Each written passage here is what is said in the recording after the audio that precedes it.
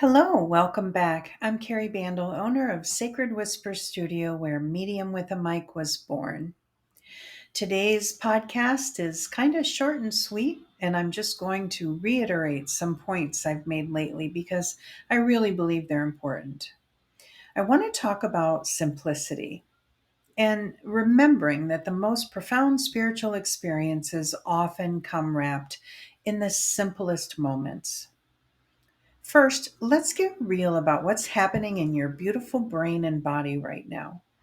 When we're overwhelmed, our nervous system shifts into holiday hypervigilance. Your amygdala, that little almond shaped part of your brain, starts treating Christmas shopping like a mandatory situation. No wonder you feel exhausted just thinking about it. From an energetic perspective, overwhelm scatters our energy field. Instead of being centered and grounded, we become like spiritual popcorn, bouncing everywhere but landing nowhere meaningful. The ancient practice of simplicity isn't about deprivation, it's about energy conservation and intentional focus. Here's where your intuition becomes your holiday superhero. I want you to imagine your holiday activities as either soul food or should food. Soul food activities genuinely nourish you and your loved ones. Should food activities, those are the ones you do because you think you're supposed to, or because you've always done them, or because someone somewhere decided that they were mandatory for holiday happiness. Let's do a quick energy check together. Close your eyes and think about hosting that elaborate dinner party. Does your body expand with joy or contract with dread? Your body is your wisest counselor here. It knows the difference between genuine excitement and obligatory exhaustion. Now, let's talk about your physical spaces because cluttered spaces create cluttered minds. But I'm not talking about your entire house because that's just adding more pressure. Instead, we're going to practice sacred spotlighting. Choose three areas in your home that you see every day. Maybe your kitchen counter, your bedroom nightstand, and your entryway. These become your sacred spaces.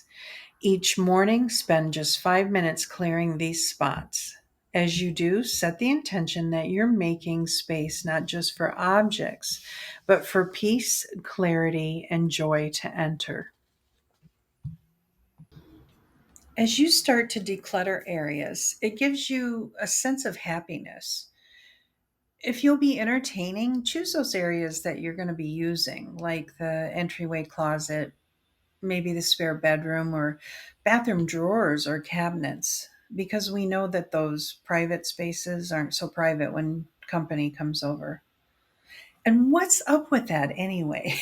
A side note, I know someone who, when he went visiting, like to a party or something, he would replace the good towels that the people put out for guests with the everyday towels, the crappy ones that were in the cabinet. And I wonder if he ever figured out why he didn't get invited back often. I do thoroughly enjoy a great sense of humor, though. But here's the spiritual twist to this. As you clear physical clutter, you're also clearing energetic clutter. Every item you mindfully place or remove is a small act of intention setting. You're literally creating space for what matters most. The holidays aren't actually supposed to be a sprint to December 25th. They're meant to be a gentle spiral inward toward the light.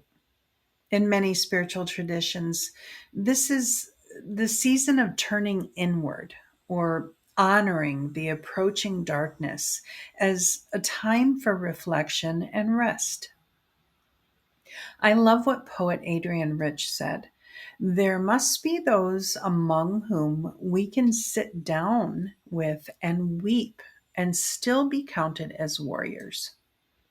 The holidays can be that sacred space where we slow down enough to actually connect with each other and with the deeper meaning beneath all the doing. So try this.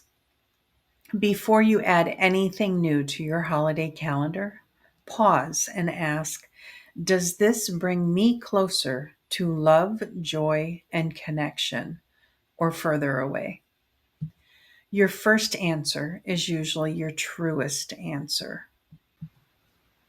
Let me give you some concrete, doable strategies that won't add to your overwhelm. The three touch rule. When you're decluttering, touch each item only 3 times. Pick it up, decide its fate, and place it in its final location. No endless shuffling or I'll decide later piles. The energy budget. Just like money, you have limited energy. Budget it consciously. Maybe you make homemade cookies but buy the holiday cards.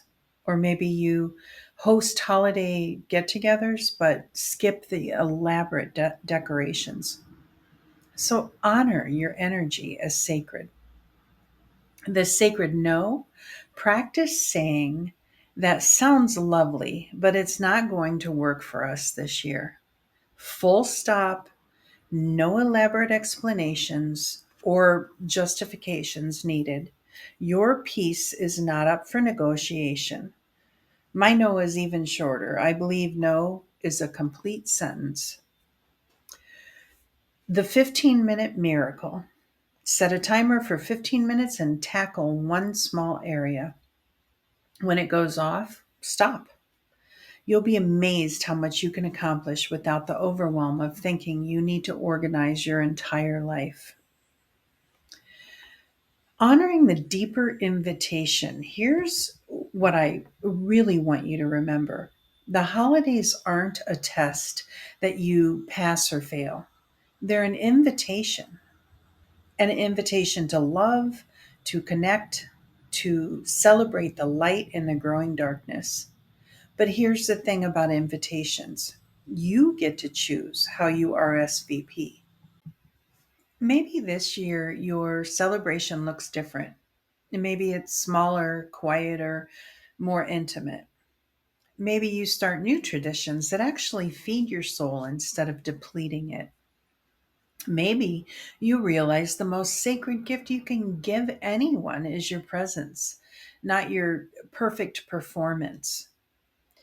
The universe isn't keeping score of how many cookies you baked or whether your decorations match Pinterest, but it is absolutely invested in your joy, your peace, and your ability to love, starting with loving yourself enough to choose simplicity when complexity threatens to steal your holiday spirit. As we wrap up today, I'm giving you permission. No, I'm encouraging you to make this holiday season sacred by making it simple. Start with one area, one decision, one gentle no that creates space for a beautiful yes. Remember, you are not responsible for everyone else's happiness, but you are responsible for your own peace. And when you choose simplicity, when you choose to slow down, when you choose presence over presence, you're not being selfish, you're being sacred. Now go hide your raggedy hand towels. Thank you for spending this time with me today.